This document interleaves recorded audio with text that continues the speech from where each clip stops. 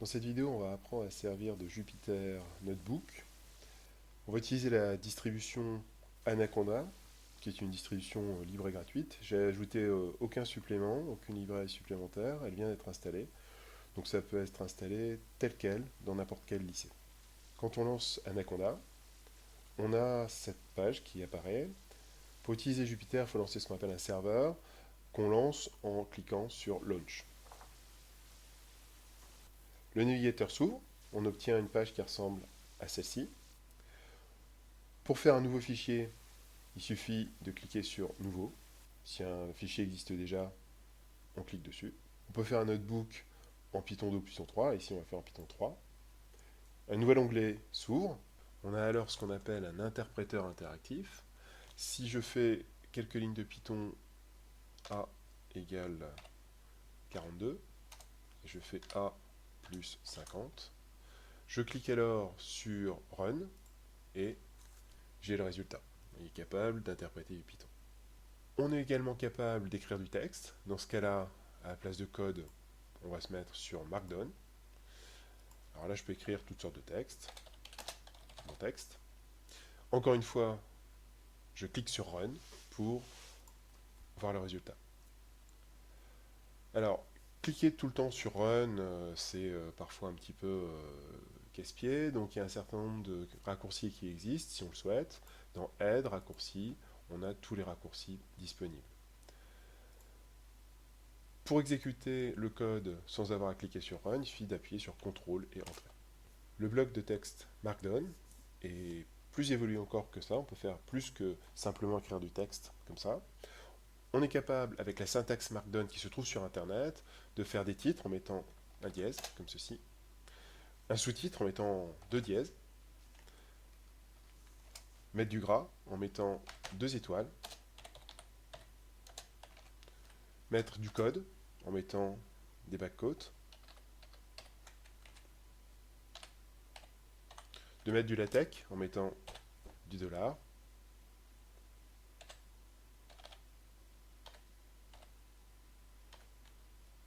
et on exécute tout le code, encore une fois, CTRL Entrée ou Run.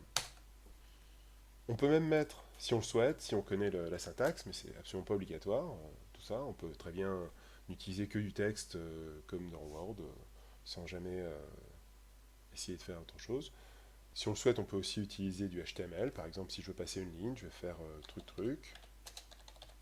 Passer une ligne, c'est en HTML la balise BR. Truc truc. Mais encore une fois, ce n'est absolument pas obligatoire. Ce sont juste des possibilités qui sont offertes. Je peux réorganiser les blocs ici à l'aide des flèches. Donc je clique sur ce bloc, la flèche du haut, et j'ai inversé les blocs pour les réorganiser. Je peux faire quelques figures. J'importe mon paquet. Je crée un vecteur de 100 premiers points. Je crée l'ordonnée, x carré par exemple, pour la représentation de la fonction x carré.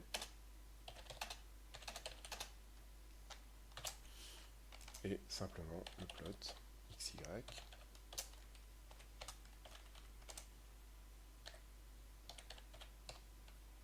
et l'exécution.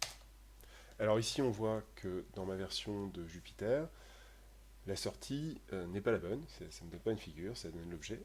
Dans ce cas-là, pas de panique, il suffit de mettre le Magic Quote en haut. Cette ligne permet d'avoir la figure en ligne. Un des gros avantages aussi de Jupyter, c'est de pouvoir faire d'une certaine façon communiquer les blocs entre eux. C'est-à-dire que lorsqu'on a défini dans un bloc précédent une fonction, on a importé une librairie ou une variable qui a été construite, on peut la réexploiter dans un bloc suivant. Par exemple ici, vous voyez, je vais ajouter un bloc, le remonter, définir une fonction f, une variable x, qui va retourner moins 3x carré plus 2x moins 3 par exemple. J'exécute mon code, et ici je vais remplacer le x carré par f de x. j'exécute le code et on voit immédiatement que la fonction a été construite, alors qu'effectivement elle a été définie dans un bloc antérieur. Donc cette manière de faire permet de faire des fiches pour les élèves. Par exemple ici, si j'ajoute un bloc, je pourrais très bien remonter ce bloc, mettre un bloc de texte, dire compléter le programme suivant afin que éventuellement écrire des parties en latex si jamais on s'y connaît et puis qu'on veut mettre des informations mathématiques. Et puis ici, on va mettre un commentaire et mettre ici, par exemple,